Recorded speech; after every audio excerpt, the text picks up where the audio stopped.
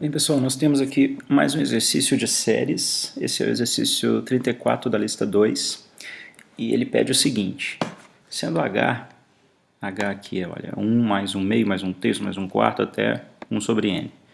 Faça um programa para gerar o número H. Então, na verdade, esse H é um somatório.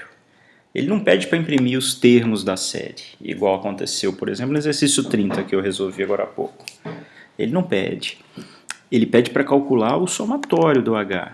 Então, o somatório é o primeiro termo, mais o segundo termo, mais o terceiro termo. Então, eu tenho que controlar essa variável somatória. Como é que ela funciona? Inicialmente, ela vai começar valendo zero. E dentro do loop, ela tem que ser incrementada. Uma variável é incrementada quando ela recebe o que já tinha nela, mais alguma coisa. Ela é incrementada. Então, eu vou ter que fazer isso.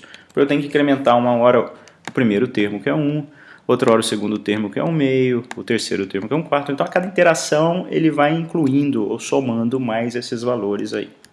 Então, eu vou precisar do número n, eu vou ter que fazer um input para o usuário informar o número n é fornecido pelo usuário, está escrito aqui. Então, n é igual a input, uma mensagem aqui, entre com valor de n, 2 pontos, por exemplo. Aí eu posso começar o meu for. Vou começar o for aqui. O for vai ter um iterador aqui chamado i, que vai começar em qual valor? Eu quero os n primeiros termos da série, olha. Então, o primeiro número é 1, porque 1 sobre 1 é 1. O segundo é 1 sobre 2, é 1 meio. 1 sobre 3, 1 terço. Então, ele vai de 1 até n. Esse meu iterador tem que ir de 1 até n, inclusive o 1 e inclusive o n. Né? Então, o for já faz dessa maneira, já inclui inclusive o valor de n. Ele entra quando o i valer o valor de n. O que é para fazer aqui dentro, então? É para fazer h receber o que já tinha em h, não pode ser perdido, né? Ele não soma automaticamente, não. Se eu fizesse h recebe i aqui, por exemplo, ele cada hora tem um valor diferente para h, que é baseado no i, que é o i daquele momento, e ele vai trocando.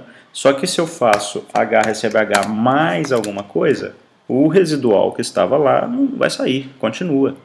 Então, h começou valendo 0, dentro do iterador eu tenho que fazer h receber h mais 1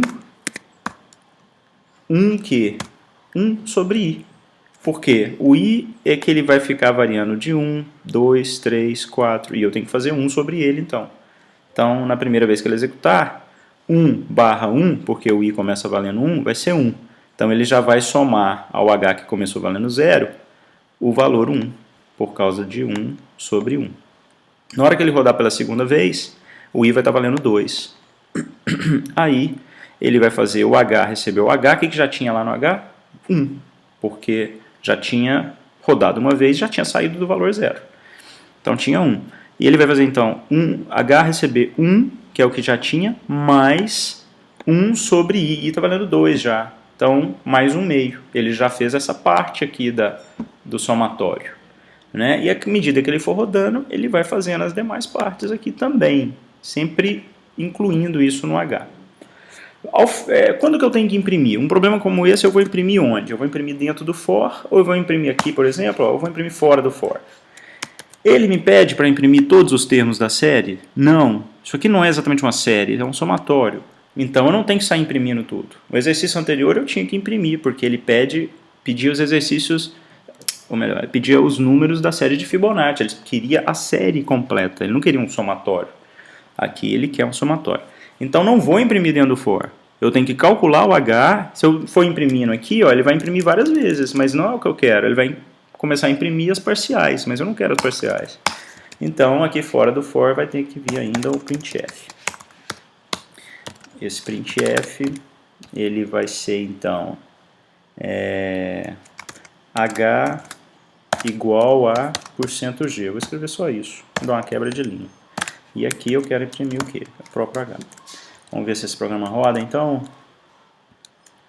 Só aquele outro programa que deu problema, não sei se vocês viram o programa anterior, o 30, ele não roda, eu não consegui rodar, é algum erro do Scilab aqui, que eu não consegui entender, passei para frente. Eu estou disponibilizando de todo jeito os códigos fonte, então vocês podem tentar rodar no computador de vocês também. Eu acredito que não tenha erro nenhum no programa não. Bem, então entro com o valor de n. Quantos termos da série eu quero? Vamos colocar que eu quero 2 termos só da série. Opa, veio parar um 2 aqui. Quero 2 termos da série. Então vai ficar o quê? 2 termos da série é 1 mais 1,5. Ficou 1,5. Se eu quisesse 3 termos da série... 3 termos da série, então já dá 1 mais 1,5 mais 1/3. Exatamente 1.8333. E se eu entrar com o valor de H de N um pouco mais alto, vamos dizer 100, vai dando um número maior, mas aí é 1 sobre 100, né, que ele vai calcular, e isso já não soma um valor ou agrega um valor muito grande a esse somatório. Bem, então nessa aula a gente viu como fazer um somatório, um exercício relacionado à série.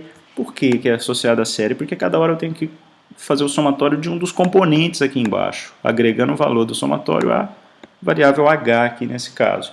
Ela começa valendo 0, eu peço o valor de n, depois eu rodo o for n vezes para calcular cada um dos termos. Eu não preciso nem calcular o termo separadamente, eu já faço h receber h mais o novo termo. O novo termo é sempre 1 sobre i.